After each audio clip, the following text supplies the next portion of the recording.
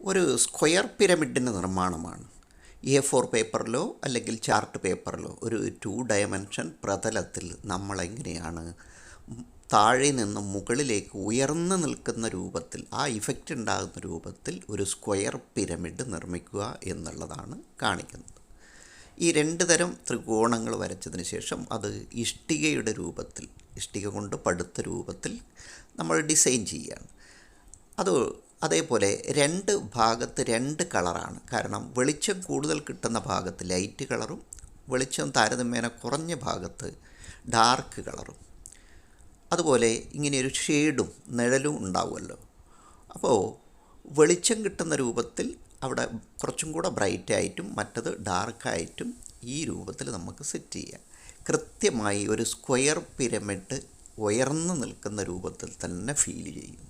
Okay.